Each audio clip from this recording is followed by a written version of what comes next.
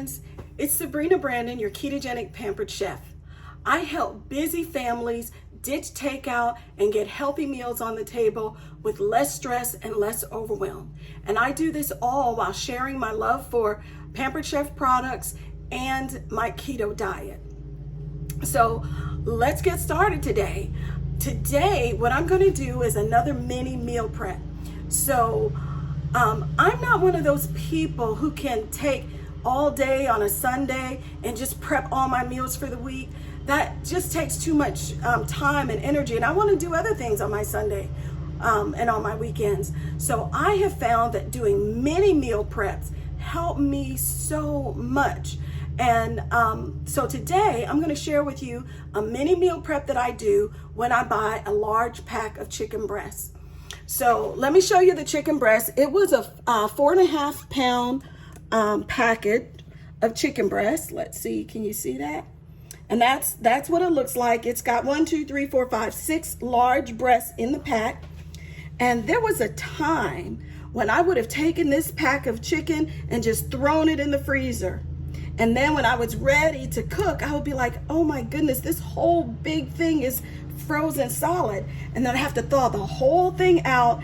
And once it was thawed, then I'd have to figure out, okay, I got all this chicken thawed. I have to do something with it.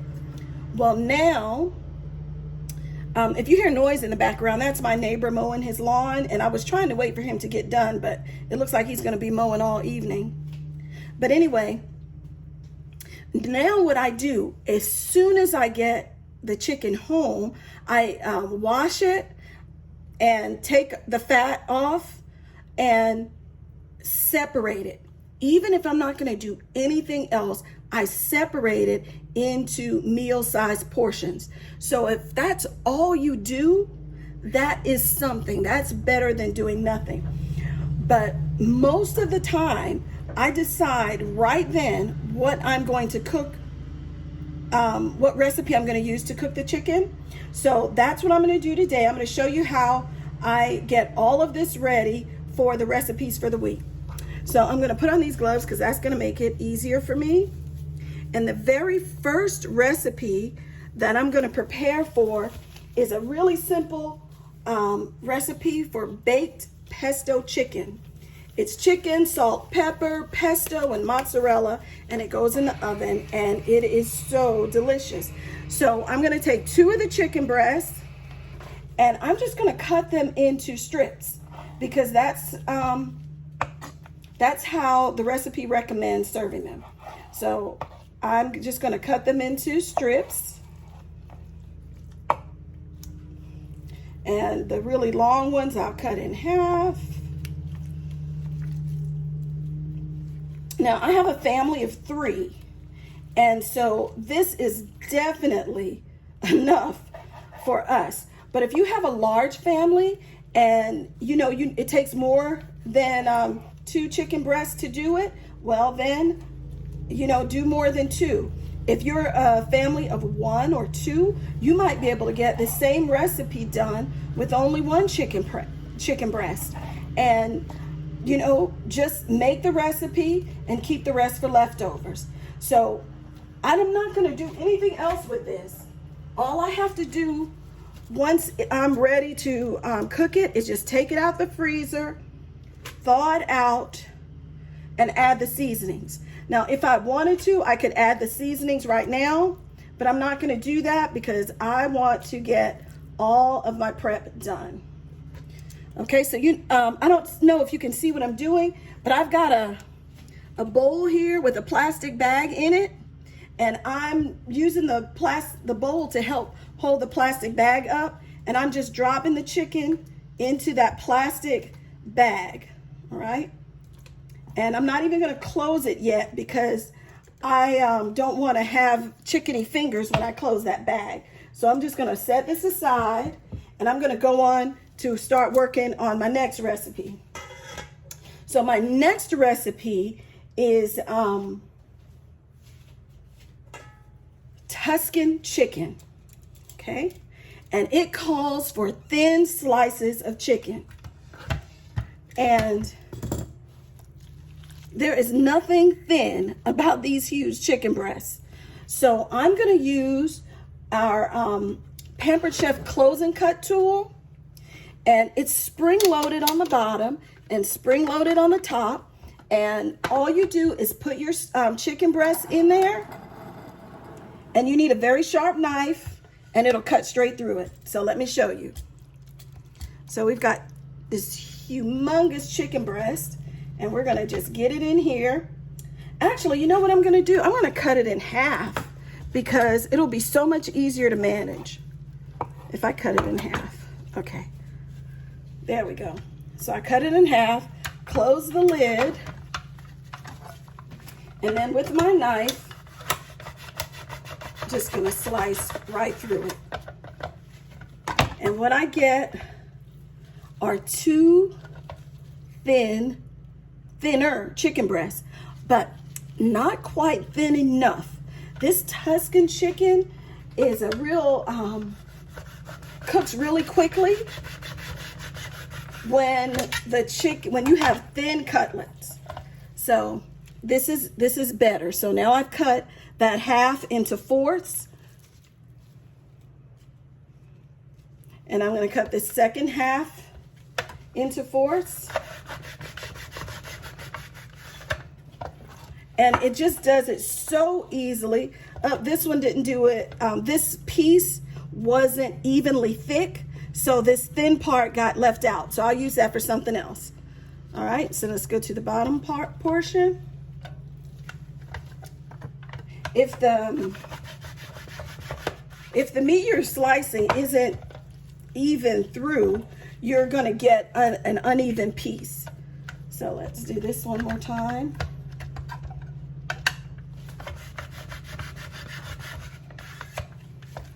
Alrighty. So now we've got these additional pieces, and that's one chicken breast, and we're gonna do it again with another one. Cut it in half.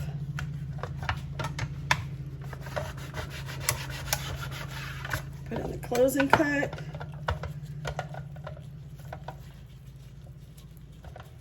Get it halved again. That piece is too thin. This might be thin enough because that's the back part of the chicken breast is not so thick as the front part, which is why it's good to cut it in half before starting.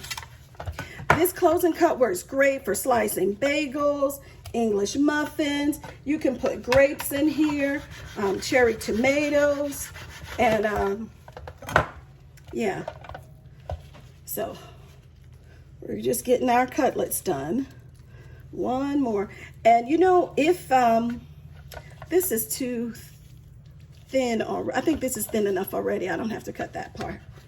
All right, and the great thing about this is it can go directly in the dishwasher. So I'm not concerned about having touched it with the gloves with chicken on my hands, because I know that this is going directly in the dishwasher. So let me move it over here.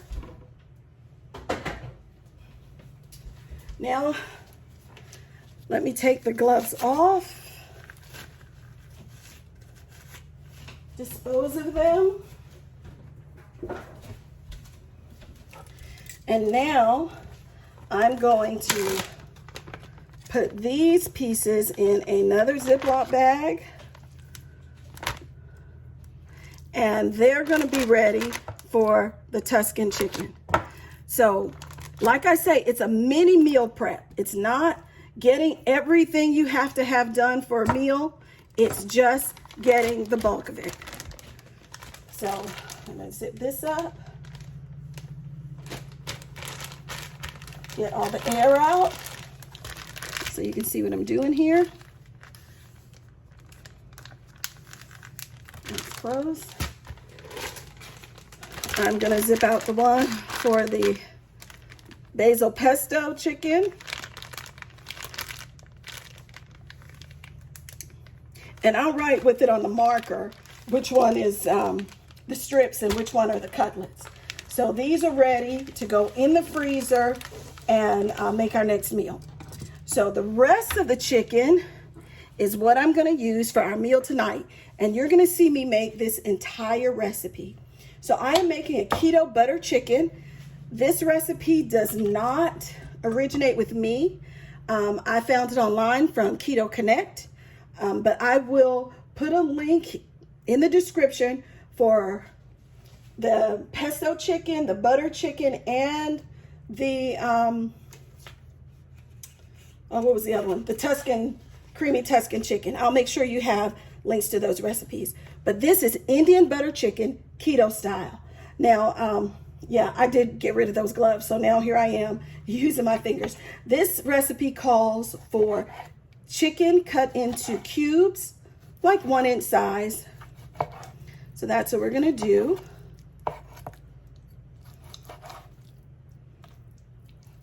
And I am not very familiar with Indian foods, but when I tried this recipe, I was like, oh, I love it. And I'm actually doubling the recipe because my husband and my son always want leftovers for this. So we're gonna have enough leftovers, and I serve it with riced cauliflower. But if you're not on the keto diet, it's delicious over rice. It is delicious over rice, and it's rich and filling. So maybe I'm making these cubes a little bit bigger than is necessary.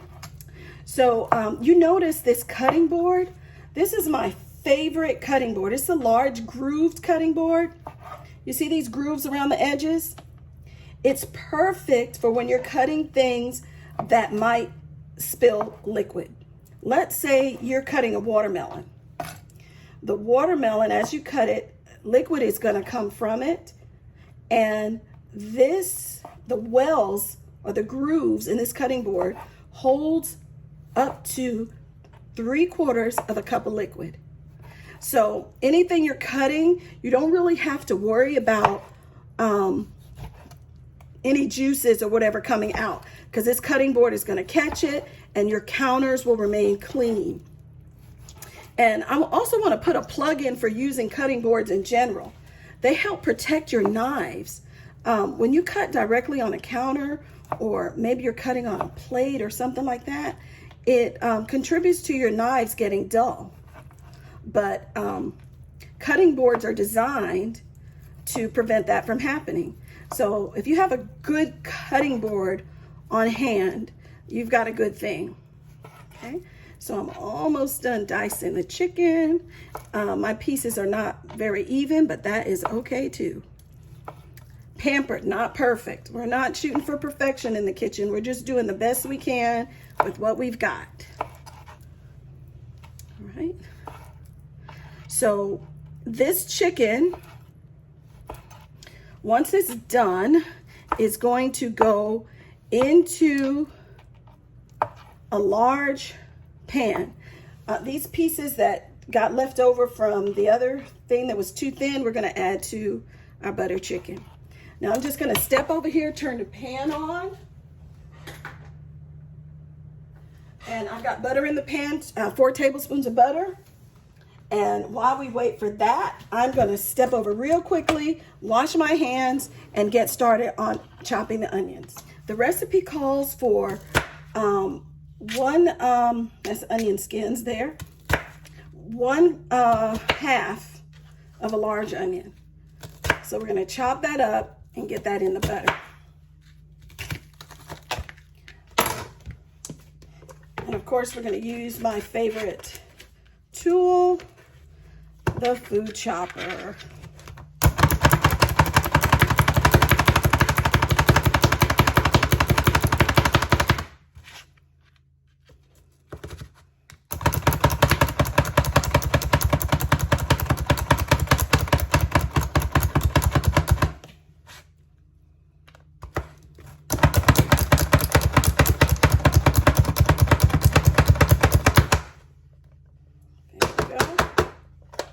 We've got all our onion chopped up nicely. The food chopper also can go directly into the dishwasher, so it's super easy to disassemble. You just twist off the cup. This part comes right off, and it opens up completely so that it can get all nice and clean in the dishwasher. So it's super easy to handle. Over here. All right, so now what I'm gonna do is I'm gonna move the camera so you can see what I'm doing at the stove. Okay, so here we are over at the stove, and now I'm gonna take our onions and just add them to our butter. We want our onions to saute just until they become translucent. And we're also going to add to that some garlic. The recipe calls for 4 cloves at this point, but these are huge cloves that I've got, so I think that I'm just gonna put 4 in. Excuse me, 3. The recipe calls for 4, but I'm only gonna put 4 in because these are huge cloves. And my trusty garlic press comes to my aid once again. Whoops, that came out fast. That was a big one, so some of the garlic came out the back. Let's get that in there and shoot it down the front again.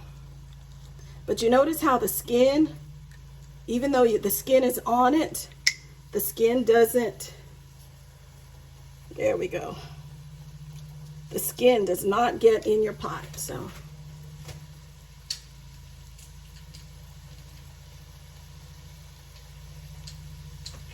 One more. These are some huge cloves. There we go. So this little tool that I'm using to scrape off the bottom, this comes with the garlic press and sits right here. So when you are storing it, it is safe with the garlic press. And as long as you keep that little tool right there, it's not gonna fall out. Get all our garlic. And when it's time to clean the garlic press, I will just go right over to the sink, run it under some cold water, and use those little teeth that are on the other side of that cleaning tool to press out the holes that any garlic might have been stuck to. And it comes right out, easy to clean, super, super easy. So we're gonna let this onion cook up.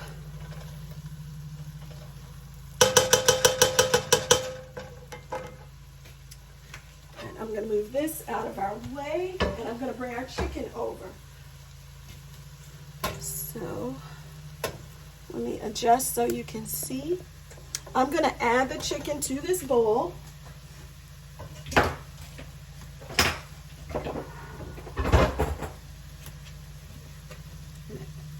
Just add our chicken right here, because we're gonna add the seasonings on the chicken while it's in this bowl rather than waiting until the chicken is in the pan. That way we can make sure we get everything really evenly coated.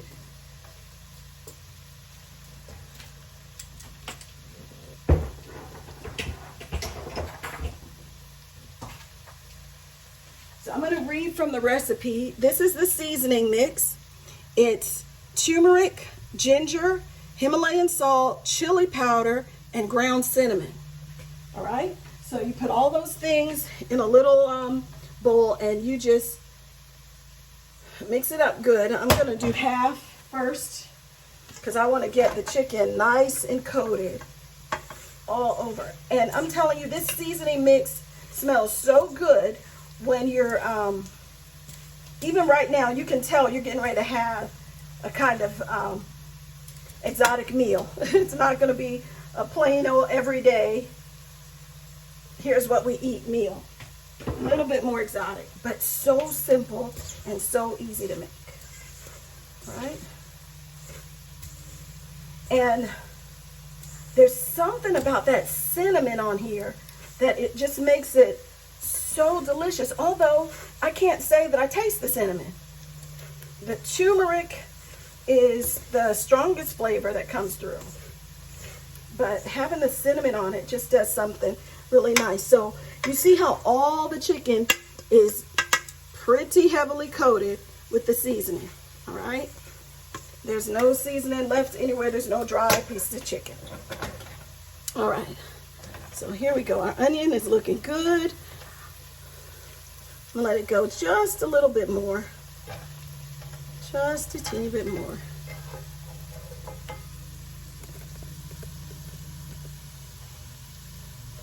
So what I'm using today is a 12-inch pan. It's from our Brilliance collection. I'm using this because I am doubling the recipe, so I want a large surface area for the chicken to cook in. We don't need the chicken to brown necessarily, but we do want the chicken to have enough surface area to cook rather quickly. I'm going to turn the heat up a little bit because once I add this chicken, it's going to need it. As I was saying, this is part of our Brilliance nonstick cookware. The Brilliance line came out about a year ago, and it was to address a more affordable line of cookware. I love it. It's beautiful.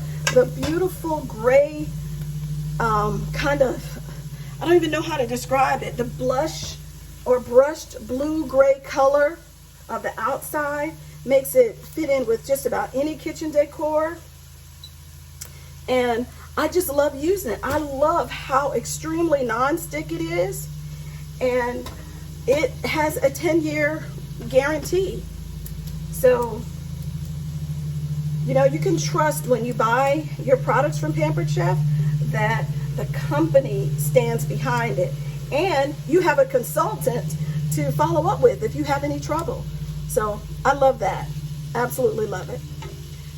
So we got that done, and we're gonna just let the chicken cook here.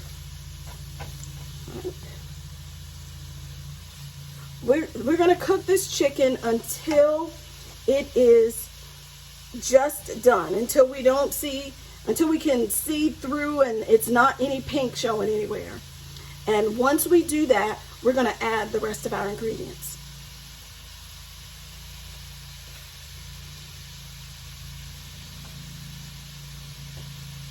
So while the chicken is cooking, actually, let me go ahead and begin making the cauliflower rice. So I'm going to adjust the camera so you can see me over here making the rice cauliflower. I've already got a little bit of avocado oil in here. You can use butter, you can use olive oil, you can use coconut oil. I just happen to use avocado oil. I'm turning the stove on, and I have my riced cauliflower here. So I don't buy frozen riced cauliflower because to me it gets mushy when I cook it. And I don't want that. I don't want cauli mash. So I always just use a regular grater and grate up my own riced cauliflower. Now, I guess I shouldn't say I do it. I give the job to my son most of the time. So it's a great way for family members to participate in meal prep. Just put them to work. A nice grater, sit in front of the television, grate up your cauliflower. Now, there is what I call a secret to making really good riced cauliflower. And that is start with your pan on high. Well, I don't mean like high burning, but we're not going to cook this slow. This is going to cook fast. And we're also not going to let it overcook. Sometimes when you buy the frozen kind, there's no way to prevent it from overcooking. But when you cook it fresh, you can cook it till it's just done. And that way you still get a little bite to it, so it reminds you of a grain when you pour your meat and sauce over it. So it's never going to taste like rice because it's cauliflower, but it will have the texture and sensation of rice as you're eating it. And we really, really, really enjoy this. My son, who would not touch riced cauliflower previously, once I started doing it this way, and serving it with the butter chicken, he loves it now. So he'll eat it with anything. So is my pan hot? Yeah, my pan is hot. So I'm just going to add my cauliflower into the pan. Let me grab another spatula here and just get everything out. That's actually quite a bit, and there's going to be leftovers because we need it to go with the leftover chicken. Now I'm just going to add a little bit of salt, and I actually enjoy it with parsley. So I always add some parsley, not a lot. Okay, it's not even coming out of here. Let me open it. But you can do different flavors, like you can make cilantro lime cauliflower rice. You can, do all kinds of different flavors. But I just add the salt and the parsley. And I keep it moving. I keep the cauliflower moving around the pan. And what we want, like you put the cauliflower in initially and it's opaque and white. It's very, very, I don't know if you can really see, but it's very, very white. We're going to cook it just until that it becomes a little bit less opaque, a little bit translucent. And you can just turn it off then because your cauliflower is done. You will not have cauliflower mash. You will have a nice texture for rice cauliflower. Now, another way that will give you a nice texture is if you cook your rice cauliflower in the oven, right? I have done that before, and it gives you a nice texture. But what happens when you cook it in the oven is that the moisture comes out of the cauliflower, and there's no problem with that, except that it shrinks down to what it looks like half the quantity that you initially put in there. And for me, I'd rather have the water content that comes with cooking it on the stove. I mean, it's not watery, but there's water in the vegetable still, and that allows you to feel full on less food, right? You get more bulk in your meal. And when you do it in the oven, it shrinks up a lot, and so you don't have as much bulk. All right, so let me stir this around. I said I wasn't going to let it brown, but I might have it on too high. Get our chicken done.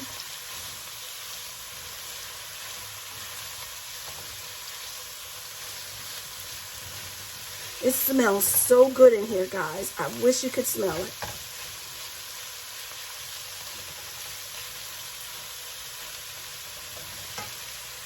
Turn it down a little bit.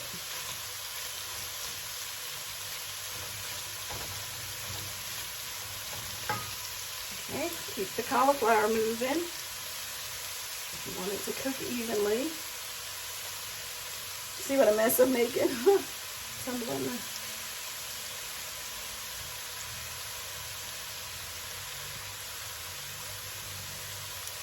And you will be able to tell, it's hard to tell on the camera, but you will be able to tell as you're cooking it when all the cauliflower has turned from that white, raw, opaque look to a cooked look.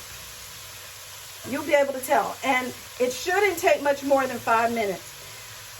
If you've been cooking your cauliflower rice for 5 minutes, I would turn it off. I would turn the heat off, check it, and see, if it's done.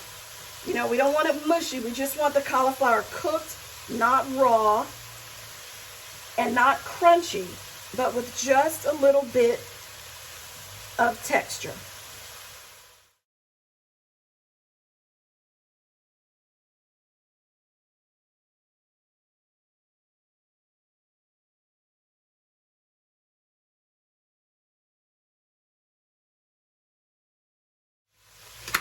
Okay, our cauliflower is done.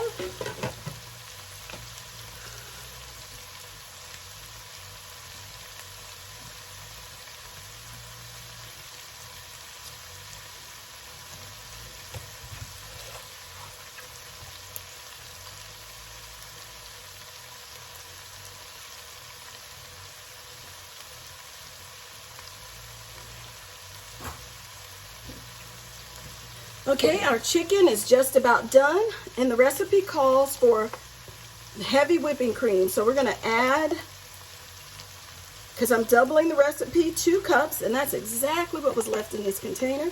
We're gonna add to that 2 cups of heavy whipping cream.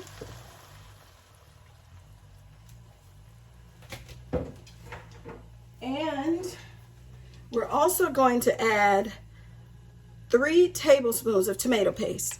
So I am going to open our tomato paste.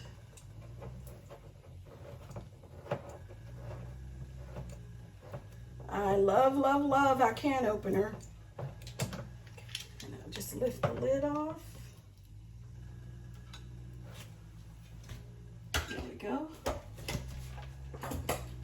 And 3 tablespoons. This is our small scoop. I could definitely use a tablespoon measure, but I like the scoop for this because it's gonna help me scoop it out. You know, I just do this number and it comes right out. So that's 1 tablespoon, 2 tablespoons,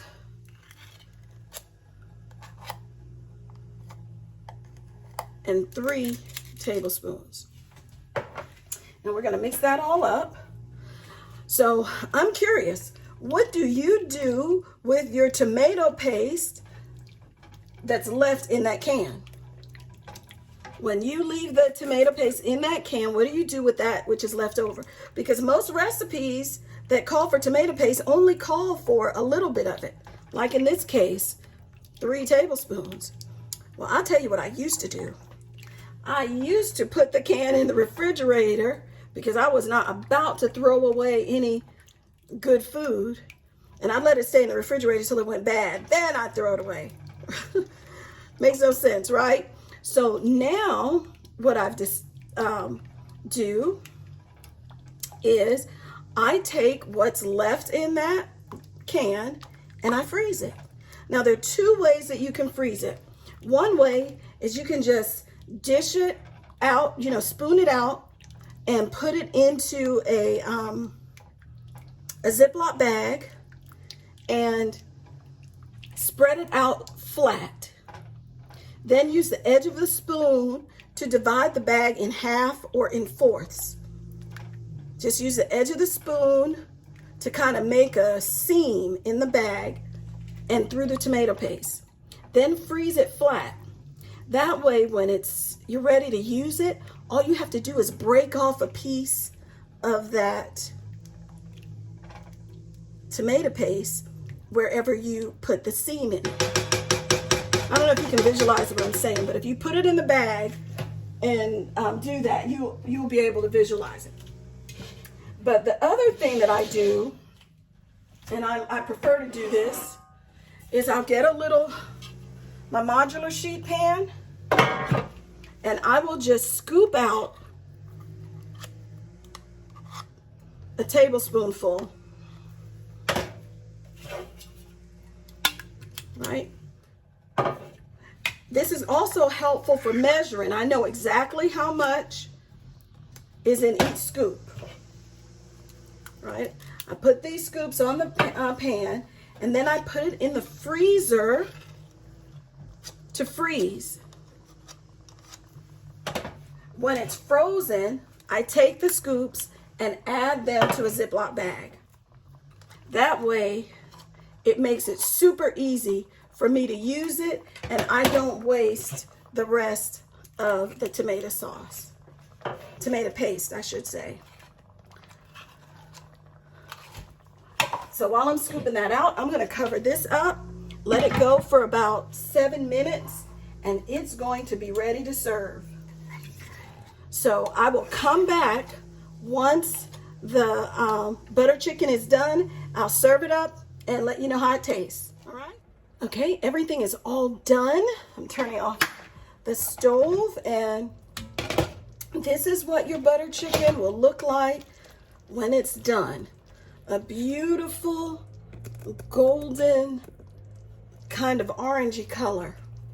So it's piping hot right now, but I'm gonna dish up just a little bit and give it a taste test. Okay, so Just a spoonful of that. Here we go. And a little bit. I'm telling you guys, this sauce is really, really great. I'm a bit messy here, but let me try it.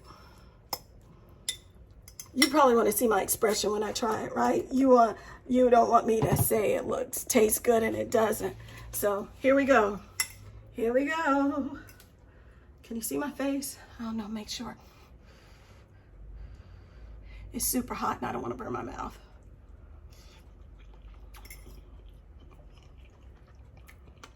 That is so good, guys. You have got to try this. Keto butter chicken. As I said, I'm going to link the recipe in the comments. And I want to remind you guys, any of the products that you see me use here in my kitchen are Pampered Chef products. You can get them by going to my shopping link and just placing an order, or you can get it for free or half price by hosting a party. And what many people don't realize is that it doesn't matter where you live, I can do a virtual party. We do virtual parties on Facebook. You can do a virtual catalog party. There's so many options for you to get free and discounted Pampered Chef. And if you love to cook and you'd like to turn your passion into an income, talk to me about how to get started with a Pampered Chef business. But thank you so much for your time. If you enjoyed this video and would like to see more content from me, like and subscribe. And I'll see you next Monday. Bye.